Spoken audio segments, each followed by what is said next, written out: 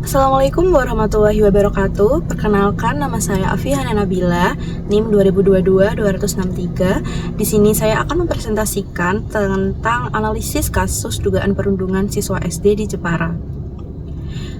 Untuk inti permasalahannya sendiri, permasalahan dalam video yang beredar memperlihatkan adanya dugaan kasus perundungan atau bullying terhadap seorang siswa sekolah dasar di Jepara. Dalam video berdurasi singkat tersebut, terlihat seorang anak dikerumuni oleh beberapa teman sebayanya dan mendapatkan perlakuan kekerasan fisik seperti didorong dan dipukul. Anak yang menjadi korban tampak pasif dan tidak membalas, yang menunjukkan adanya ketimpangan kuasa antara pelaku dan korban, yang merupakan salah satu indikator utama bullying. Peristiwa ini terjadi di lingkungan sekolah yang seharusnya menjadi tempat aman dan nyaman bagi peserta didik. Setelah video tersebut viral di media sosial, orang tua korban melaporkan kejadian itu kepada pihak sekolah. Mereka menuntut pertanggungjawaban dan tindakan tegas agar kejadian serupa tidak terulang. Di sisi lain, keluarga pelaku berpendapat bahwa kejadian tersebut hanyalah salah paham atau sekedar main-main anak-anak, dan menyayangkan bahwa video tersebut tersebar luas di media sosial tanpa sensor. Tersebarnya video ini menimbulkan polemik baru. Di satu sisi membangkitkan simpati publik terhadap korban, namun di sisi lain memperburuk stigma terhadap anak-anak pelaku yang juga masih berusia dini dan berada dalam perlindungan hukum khusus. Permasalahan semakin kompleks karena sekolah tampak belum memiliki sistem atau mekanisme penanganan bullying yang jelas.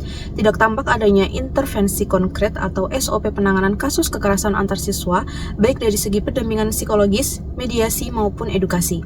Selain itu, belum adanya pendekatan keadilan restoratif atau restoratif justice yang tepat, menyebabkan kedua belah pihak berada dalam situasi yang saling menekan.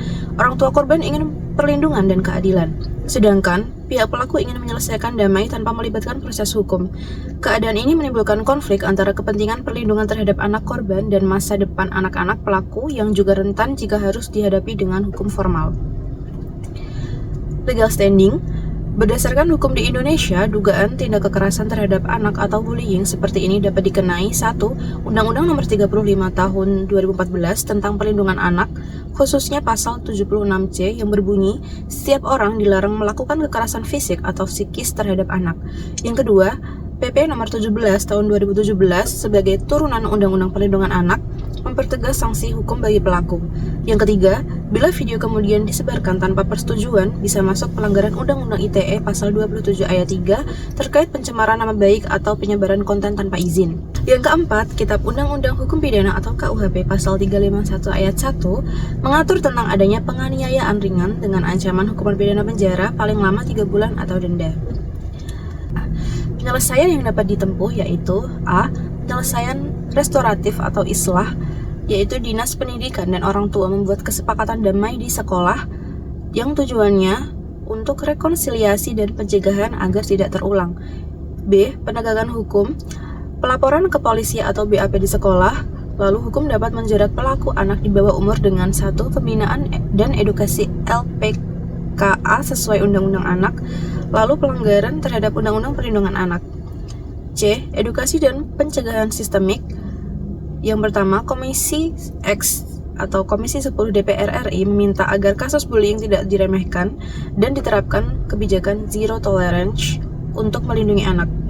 Yang kedua, Dinas Pendidikan dan Dinas Perlindungan Anak dorong pembinaan sekolah ramah anak dan konseling reguler. Kesimpulan, meskipun pihak sekolah dan orang tua memiliki islah untuk menyelesaikan secara kekeluargaan, tetap terdapat risiko hukum jika perundungan terbukti secara serius. Undang-Undang Perlindungan Anak tegas melarang kekerasan pada anak, dan distribusi video tersebut bisa melanggar Undang-Undang ITE. Oleh karena itu, penting melakukan kombinasi pendekatan yaitu restoratif, preventif, dan penegakan hukum untuk memastikan perlindungan efektif terhadap anak dan menciptakan lingkungan sekolah yang aman. Sekian presentasi dari saya, kurang lebihnya mohon dimaafkan. Wassalamualaikum warahmatullahi wabarakatuh.